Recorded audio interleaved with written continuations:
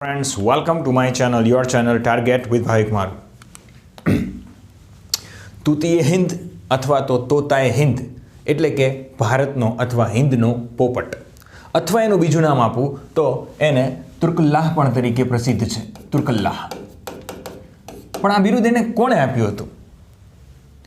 કોણ છે અમીર ખુશરો? એકમાત્ર એવો રાજકવિ કે જેણે ત્રણ વંશો ગુલામ, ખિલજી અને તુગલક વંશને સેવા આપી, 8 સુલતાનોને સેવા આપી. અર્થાત આ એકમાત્ર એવો વ્યક્તિ છે કે જેની પાસે આવી ખાસિયત છે. ફક્ત આટલી જ ખાસિયત નથી, એની ઘણી બધી એવી ખાસિયત છે જે આપણને જીપીએસસી કે યુપીએસસીમાં કોઈ પણ રીતે પ્રિલિમ એક્ઝામમાં પૂછાઈ શકે. તમે કવાલી સાંભળો છો તો આ કવાલી છે એના જનક પણ અમીર ખુશરો છે. તમે તબલા, સિતારને જોવો છો સંગીતમાં તો એ પણ આપણને એની દેન છે. આજે સંપૂર્ણ ચર્ચા કરીશું કે એના ગુરુ કોણ હતા, એને તુર્કલ્લાહ કોણે નામ આપ્યું, અમીર ખુશરો વિશે કયા કયા પ્રશ્નો પૂછાઈ શકે આપણને જીપીએસસીમાં. તો શરૂઆત કરીએ છીએ તૂતીએ હિન્દના જીવનથી. તૂતીએ હિન્દ, તૂતીયાને પોપટ, હિન્દનો પોપટ.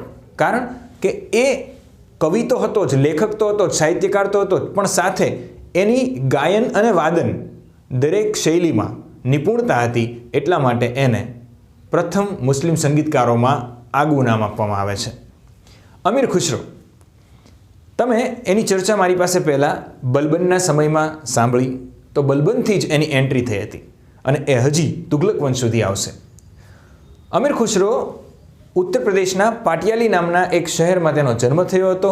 એના પૂર્વજો છે એ લેખન શૈલી સાથે સંકળાયેલા, એટલે પહેલેથી જ શૈક્ષણિક ઘરમાં જેનો જન્મ થયો હતો, શિક્ષિત, સુસંસ્કૃત. હવે નાનપણમાં જ એના પિતાનું અવસાન થઈ જાય છે અને એની માતા એને પાલન પોષણ કરે છે. પોતે 8 વર્ષની ઉંમરે, કેટલા 8 વર્ષની ઉંમરે તેણે પોતાના એક ગુરુ બનાવ્યા જેનું નામ છે નિઝામુદ્દીન ઓલિયા. અને મિત્રો, આ પ્રશ્ન પરીક્ષા માટે પૂછાઈ શકે.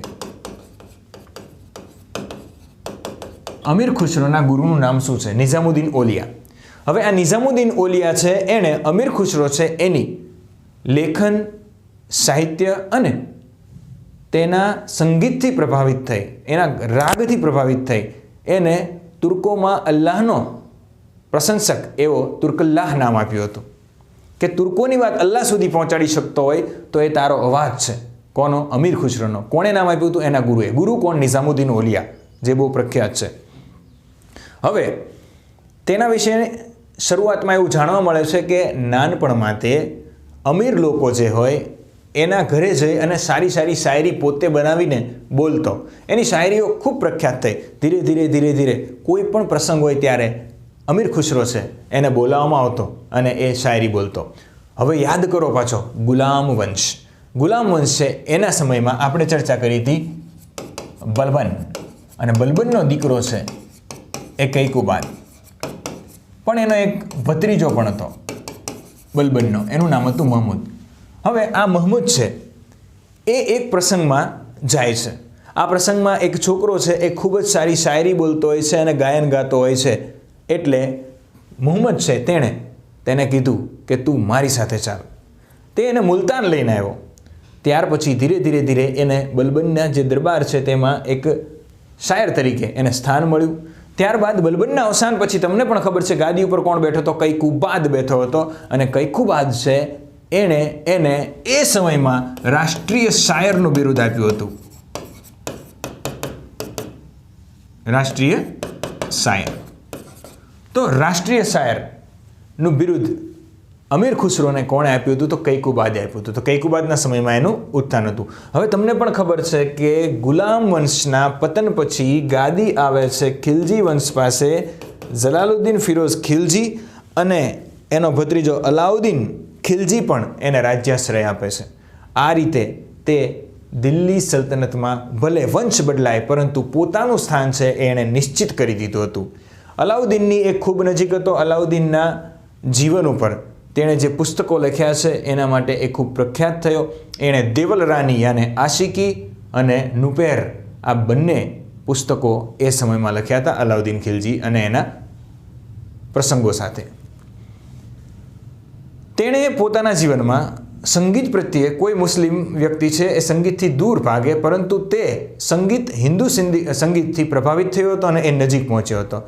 તેણે મંદિરોમાં જવાનું શરૂ કર્યું હતું જોવા માટે કે સંગીત શું છે, અને એણે એક ડમરું જોયું હતું. ડમરું એને જોયું તો તમને બધાને ખબર છે કે ડમરૂનો આકાર સમથિંગ લાઈક ધેટ આવો હોય છે. તો બંને બાજુ પેલી દોરી છે એનાથી ડમરું વાગતું હોય છે. તો એણે વિચાર કર્યો કે આ જ વસ્તુ છે એને હું તોડી નાખું અને એને થોડું મોટું બનાવું તો. અને આ રીતે મિત્રો કહેવાય છે કે ભારતીય સંગીતમાં તબલા છે એનો આવિષ્કાર કોઈએ કર્યો હોય તો એ વ્યક્તિ હતો અમીર ખુશરો.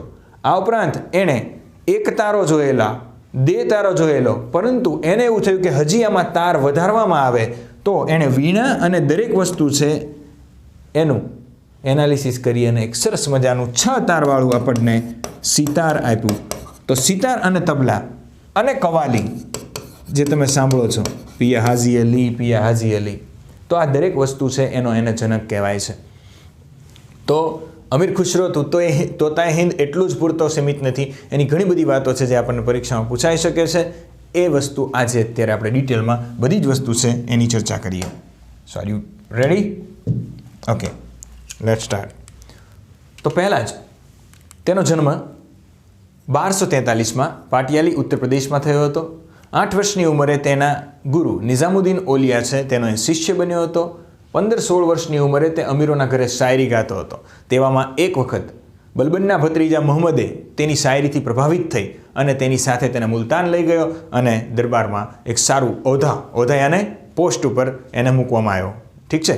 ત્યાર પછી કૈકુબાદ છે એણે તેને મુલુક સૂરા, એટલે કે મુલુક યાને ઉસકા રાષ્ટ્ર મૂલ, તો એણે એનો રાષ્ટ્રીય શાયર કીધો મુલુક સૂરા.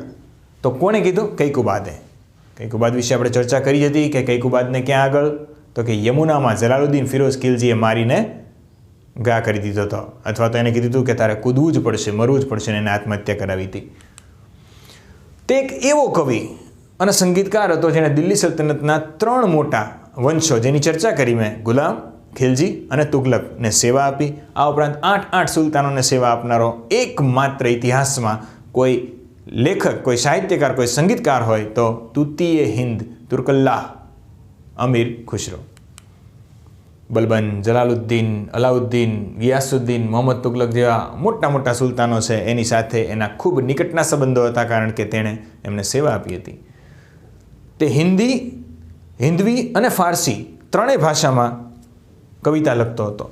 મિત્રો, હિન્દી અને ફારસી, ઉર્દુ, આ બધી જ ભાષાને તમે જ્યારે સાંભળશો, જોશો, ત્યારે તમને એનું પ્રોનાઉન્સિએશન છે મોટા ભાગે એટલે કે 80% જેટલું ઉર્દુ અને હિન્દીનું સમાન લાગશે. ફારસીના પણ ઘણા બધા શબ્દો છે જે હિન્દીમાં સીધા જ બેઠા લેવામાં આવ્યા છે. તો એણે ભારતની જે ભાષા હિન્દી છે અને જે ફારસી છે એ બંનેના મિશ્રણ સાથે એણે હિન્દવી ભાષાની શરૂઆત કરી હતી. તો હિન્દવી ભાષાનો જનક, હિન્દી નહીં, હિન્દવી ભાષાનો જનક પણ જો કોઈને ગણવામાં આવતો હોય તો એ કોણ છે? તો કે અમીર ખુશરો. ક્લિયર છે? આ ઉપરાંત તે જે બોલી બોલતો, આ ભાષા થઈ હિન્દવી, પણ તે જે બોલી બોલતો એ બોલી છે એ ભારત, અફઘાન અને ઈરાન, આ ત્રણેયના મિશ્રણના શબ્દોની બોલી એનો ટોન આવતો, જેને ખડી બોલી કહેવાય છે. તો હિન્દવી અને ખડી બોલી બંનેનો જનક છે તૂતી એ હિન્દ અમીર ખુશરો. મુલુક સૂરા, રાષ્ટ્રીય શાયર દિલ્હી સલ્તનતનો. કોણ છે? અમીર ખુશરો. આપણા રાષ્ટ્રીય શાયર કોણ છે? બધાને ખબર છે. ગાંધીજીએ કોને કીધું હતું રાષ્ટ્રીય શાયર? ઝવેરચંદ મેઘાણીને. તો એ જ રીતે એ વખતે દિલ્હી સલ્તનતમાં રાષ્ટ્રીય શાયર તરીકેનું બિરુદ મેળવનાર છે અમીર ખુશરો. કવિ તરીકે તેણે જે સાહિત્ય લખ્યું એમાં નું સિપેહર લખ્યું, દેવલ રાની, કે જેમાં અલાઉદ્દીન ખિલજીના પુત્ર ખિઝર ખાન અને કરણ વાઘેલાની દીકરી દેવળ દેવી, આ બંનેના પ્રેમ પ્રસંગની વાર્તા છે. આ ચર્ચા આપણે એ લેક્ચરમાં કરી લીધી. જોવાનો બાકી હોય તો લેક્ચર જોઈ લેજો. ત્યાર પછી અલાઉદ્દીન ખિલજીના દિવસો, તવારીખ उसने कौन सी पुस्तक में लिखी थी? तारीख ए अलाई. આ પુસ્તક છે એ પરીક્ષામાં પૂછાઈ ગયેલું છે. તારીખ એ અલાઈના લેખક કોણ છે? તો બહુ સહેલો પ્રશ્ન હતો, એ અઘરો નહોતો. બધાને જ ખબર છે કે અલાઉદ્દીન વિશે લખ્યું છે તારીખ એ અલાઈ. તો કોણે લખ્યું હોય તો એના રાજકવિ કોણ હતો? ઓફકોર્સ અમીર ખુશરો. પછી મિફ્તા ઉલ ફતેહ. મિફ્તા ઉલ ફતેહમાં ખિલજી વંશ અને તુગલક વંશના શરૂઆતની વાતો છે એ આપણને ડિટેલમાં જોવા મળે છે અમીર ખુશરોના પુસ્તક મિફ્તા ઉલ ફતેહ. નૂર સિપહેરમાં તેણે ભારતની જે આપણું વાતાવરણ છે, જળવાયુ એટલે કે આબોહવા, તેની વિશે ચર્ચા કરી કમ્પેર ટુ અધર કન્ટ્રીઝ, જેમ કે અફઘાન સુધી એ ગયેલો, ઈરાન સુધી ગયેલો, તો એણે જેટલી દુનિયા જોઈ હતી, જેટલા દેશો જોયા હતા, એ બધાની આબોહવા છે એની ચર્ચા જો ક્યાંય કરી હોય તો એનું પ્રખ્યાત પુસ્તક છે નૂર સિપહેર. તો પરીક્ષામાં હવે આવા પ્રશ્નો પૂછાય છે જીપીએસસીમાં કે ફલાણા કવિના પુસ્તકમાં કઈ વાત છે. દાખલા તરીકે જીપીએસસી 2016 વખતે જે મેઇન્સ હતી 14ની, એમાં પ્રશ્ન હતો સામાજિક પ્રદૂષણ, અલબરુનીનું. મેં જે તમને શીખવાડ્યું છે કોના લેક્ચરમાં, મોહમ્મદ ગઝનીનો લેખક હતો ને અલબરુની. એણે ભારતની જે કાસ્ટ સિસ્ટમ છે, વર્ણ વ્યવસ્થા છે, તેને સામાજિક પ્રદૂષણ કીધું હતું. તો આવો પ્રશ્ન જીપીએસસીએ પૂછ્યો. તો બની શકે કે ભારતની આબોહવા જળવાયુ ઉપર નીચેનામાંથી કયા લેખકે પુસ્તક લખેલું મધ્યકાલીન યુગમાં? તો જવાબ આવશે અમીર ખુશરો, અને એ પુસ્તકનું નામ છે નૂર સિપહેર. હવે એણે આ પુસ્તકમાં આસપાસના જે દેશો છે એના વિશે એણે કમ્પેરિઝન કર્યું, તુલનાત્મક અભ્યાસ જેને કહેવાય. અને ત્યાર પછી એણે ભારતની જે આબોહવા છે એ સર્વશ્રેષ્ઠ દુનિયામાં કીધી, અને ભારત છે એની એવું વર્ણન કર્યું કે ભારત છે એ સ્વર્ગનો બગીચો છે. તો ભારતને સ્વર્ગનો બગીચો આવી ઉપમા આપનાર મધ્યકાલીન ઇતિહાસમાં કોણ હતું? જવાબ આવશે તૂતીએ હિન્દ અમીર ખુશરો. તે કવિ ઉપરાંત એક મહાન સંગીતકાર પણ હતો. એની ચર્ચા મેં ઓલરેડી તમને કરી દીધી. તેણે ભારતીય અને ઈરાની એટલે કે ફારસી રાગો જે અલગ અલગ હતા એ બધાનું મિશ્રણ કર્યું અને નવા નવા રાગ આપ્યા. એક રાગ છે ઈમાન રાગ, बराबर, જે सूफी कवियों હોય, सूफी घराना संगीत में, तो वो सब लोग इन सब राग को जानते हैं. हम चूँकि संगीत के साथ जुड़े हुए नहीं हैं, इसलिए हमें इस राग के बारे में कुछ पता नहीं. अभी सिर्फ हमको ये रट्टा मारने का है. ઈમાન, ઝિલ્ફ અને સાજગરી શૈલી છે રાગની એ કોણે વિકસાવી હતી? અમીર ખુશરો. આ કોણ છે? એમના ગુરુ નિઝામુદ્દીન ઓલિયા. નિઝામુદ્દીન ઓલિયાએ તેને શું નામ આપ્યું હતું? તુર્કલ્લા. અને અહીંયા આગળ અમીર ખુશરોનું એક પોર્ટ્રેટ છે તમારા માટે મૂકેલું છે. પછી ઈમાન, ઝિલ્ફ, સાજગરી શૈલી તથા સબક એ હિન્દ શૈલી છે એનો જન્મ કર્યો. કોણે? અમીર ખુશરોએ. તેણે ભારતીય સંગીતમાં કવ્વાલી, તબલા અને સિતારનો જન્મ કર્યો હોવાની માન્યતા છે, જે મેં તમને ચર્ચા કરી. તેમની ઉર્દૂ, અરબી પહેલીઓ અને દોહા પ્રખ્યાત છે. અરબી પહેલીઓ યાને ઉખાણા, અરબી ભાષામાં જે ઉખાણા બનાવતા, બરાબર. એમની ભાષા આપણને એક્ઝેક્ટ ન સમજાય, પરંતુ એક અહીંયા આગળ નાનો એવો એનો કોટ લખેલો છે, મતલબ એની એક પહેલી લખેલી છે. ગોરી સોએ સેજ પર સો ઉલટી વાકી ધાર, જો ઉબરો સો ડૂબ ગયા, જો ડૂબા હુઆ પાર. હવે મિત્રો, આ જ્યારે વાંચશો ને, મારી પાસે ગુજરાતી ભણ્યા હશો તો તરત જ આ રાગ મેં જે બોલ્યો તમે સમજી ગયા છો. અક્ષર અહીંયા બેઠો એક છંદ વપરાયો છે. કયો? દુહો. ચલો ચેક કરીએ. ઓકે. ગોરી સોએ સેજ પર સો ઉલ્ટી વાકી ધાર, જો ઉબરો સો ડૂબ ગયા, જો ડૂબા હુઆ પાર. અમીરા, કબીરા નહીં બોલીએ, કેમ કે આ દુહો કોનો છે? અમીરા. તો મધ્યકાલીન ઇતિહાસમાં કબીર પહેલાં પણ કોઈ મુસ્લિમ કવિ કે જેણે દુહાનો ઉપયોગ કર્યો હોય તો એ હતો અમીર ખુશરો. અમીર ખુશરો દુહા લખતો હતો. તો મુસ્લિમ સંગીતકાર, મુસ્લિમ લેખક કે જેણે દુહામાં પોતાની સાહિત્ય આપ્યું હોય એવો પ્રશ્ન પૂછે તો હવે આ મેં રાગ ગાયો છે તમારા માટે, એ યાદ કરી અને લખીને આવજો. અમીર ખુશરો. કારણ કે કબીર તો પછી આવશે ને, તો અમીર ખુશરો એની પહેલાં થઈ ગયા. ઘણા બધા અમીર ખુશરોના દુહા છે, એની પહેલીઓ એટલે કે ઉખાણા છે, ખૂબ સારા હોય છે. ટાઈમ મળે તો જોજો, બટ પરીક્ષાલક્ષી નથી એટલે આ લેક્ચરમાં આપણે કાંઈ એની વધારે ચર્ચા કરતા નથી. પણ હા, આવો પ્રશ્ન પૂછાય કે દુહા છે એ કોણે લખીને આવજો? અમીર ખુશરો. ક્લિયર? ઓલરાઈટ. નિઝામુદ્દીન ઓલિયાએ તેને તુર્કલ્લાહની ઉપાધિ આપી હતી. અને એવી એક લોકમાન્યતા પણ છે કે એના ગુરુ પ્રત્યે એટલો પ્રેમ હતો કે નિઝામુદ્દીન ઓલિયાનું અવસાન થતાં જ એક અઠવાડિયામાં જ એનું અવસાન થઈ ગયું હતું. હવે આ વાત સાચી હોય કે ખોટી પરીક્ષામાં કાંઈ પૂછવાનું નથી, ડોન્ટ વરી. પણ આ એક વાતને યાદ અપાવે છે. ગુજરાતના ઇતિહાસમાં આપણે ચર્ચા કરી હતી કે હેમચંદ્રાચાર્યનો શિષ્ય અને રાજા એવો કુમારપાળ છે એ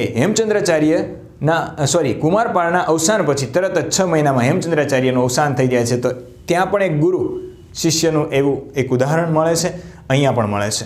તો આ રીતે અમીર ખુસરોના કોઈ પણ પ્રશ્ન આવશે તો આપણે લખીશું. નેક્સ્ટ લેક્ચરમાં આપણે શરૂઆત કરવાની છે तुगलक वंश. आपने सुना होगा कि मोदी साहब ने जब डिमोनेटाइजेशन का निर्णय लिया, रातों रात बोल दिया था कि आज रात 12 बजे से 500 और 1000 और 500 रुपये के नोट बंद हो जाएंगे. तो तमें न्यूज़ में वाँच्યું હશે कि मोदी ने तुगलकी निर्णय लिया. तो क्या है ये तुगलकी निर्णय, देखते हैं अगले लेक्चर में. तब तक जय हिंद, जय भारत.